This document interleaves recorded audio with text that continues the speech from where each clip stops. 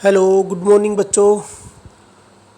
हमने accounting principle का जो चैप्टर है वो कंप्लीट कर लिया गया है। तो आज हम उसके ऑब्जेक्टिव टाइप क्वेश्चंस को डिस्कस करेंगे।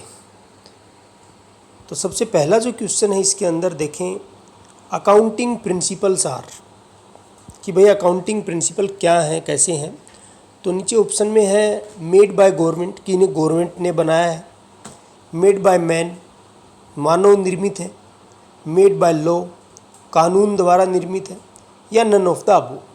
तो हम पहले ही पढ़ चुके हैं कि accounting principles are general guidelines made by human beings. तो ये किसके द्वारा इन्होंने बनाया है, ये मैन मेड है, तो इसका बी ऑप्शन सही है। तो accounting principle are made by man. उसके बाद सेकंड क्वेश्चन है अकाउंटिंग प्रिंसिपल्स मीन, कि अकाउंटिंग प्रिंसिपल का मतलब क्या है।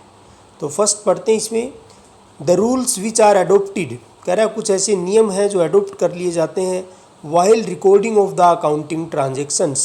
बिल्कुल सही है कि जब अकाउंटिंग ट्रांजेक्शन्स करते हैं तो कुछ रूल्स एडोप्ट करते हैं, दैट आर अकाउंटिंग प्रिंसिपल। सही है। सेकंड देखते हैं, the rules which are adopted while preparing profit and loss account. ये भी ठीक है, इसमें कह रहा है कि भाई प्रॉफिट एंड लॉस, लेकिन इसमें बैलेंस शीट छूटा हुआ है ना, तो इसको ये आधा सही है। The rules which are adopted while preparing balance sheet, ये भी आधा सही है। The rule which are adopted while preparing directors report, नहीं भाई, तो ए ऑप्शन इसका बिल्कुल सही है।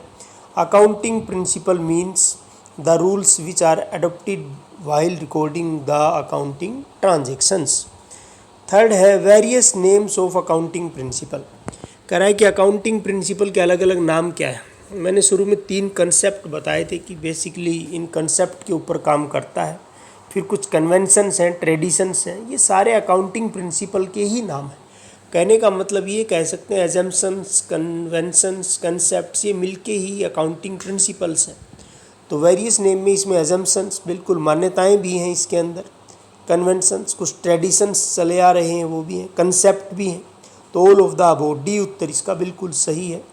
Fourth question is according to business entity concept. Business entity concept मैंने बताया था कि business treat as a separate entity, कि इसको हम ट्रीट करते हैं एक सेपरेट एंटिटी के रूप में।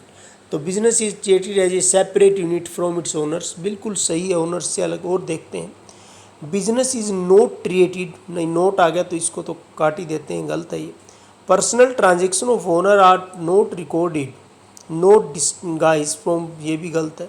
ए ऑप्शन इसका सही है भाई, कि business is treated as separate unit from its owners, creditors, debtors, government, whatever, कि बिजनेस जो है अलग इकाई है। यही अकाउंटिंग का बिजनेस एंटिटी कंसेप्ट है।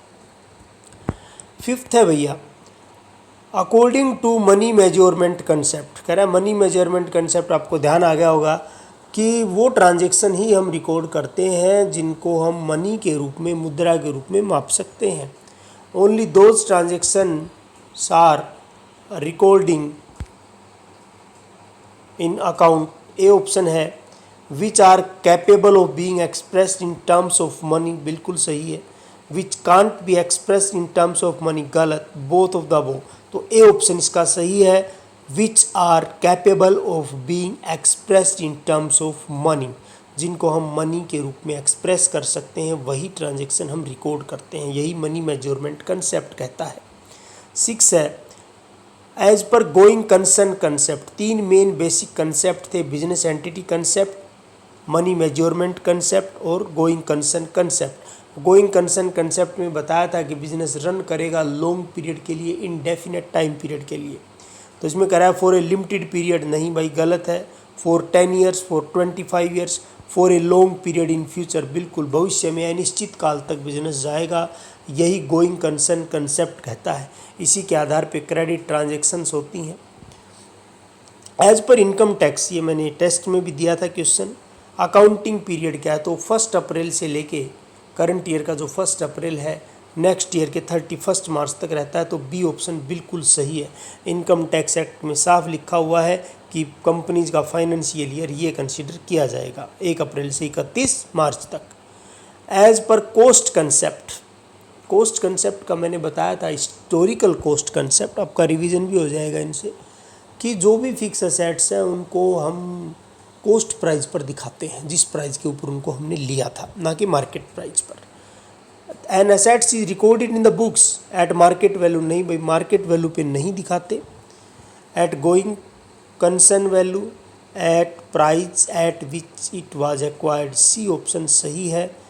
एट लिक्विडेशन वैल्यू नहीं आएगा, लिक्विडेशन वैल्यू होता है जिस पर उसे बेचा जाए, तो सी ऑप्शन इसका सही है। At the price at which it was acquired.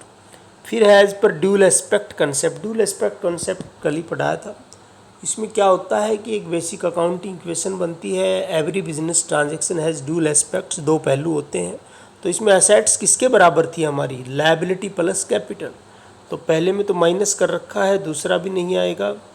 Third देखें, assets is equal to liability plus capital, तो ये इसका बिल्कुल सही आंसर है सी।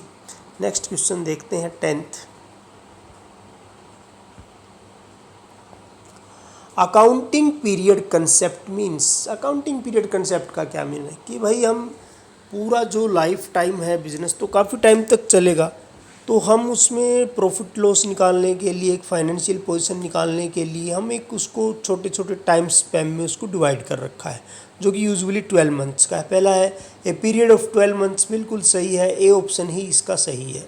तो अकाउंटिंग पीरियड कंसेप्ट का मतलब है कि भाई एक पीरियड दे लिया है 12 महीने का, और उसके ख़त्म होते ही हम अपना जो है अकाउंट का काम पूरा कर लेंगे।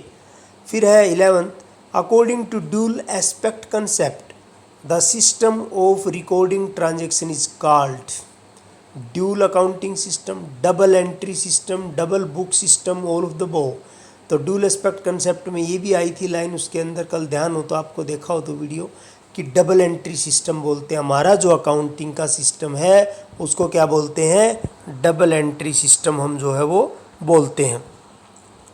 उसके बाद है as per revenue recognition concept, revenue recognition आगम की पहचान की, इनकम किसको माना जाए, revenue is deemed to be realised when purchase order is received. 11 तक करते हैं, आगे अभी दूसरा वीडियो बनाता हूँ उसमें करेंगे बच्चा, ज़्यादा लंबा हो जाएगा।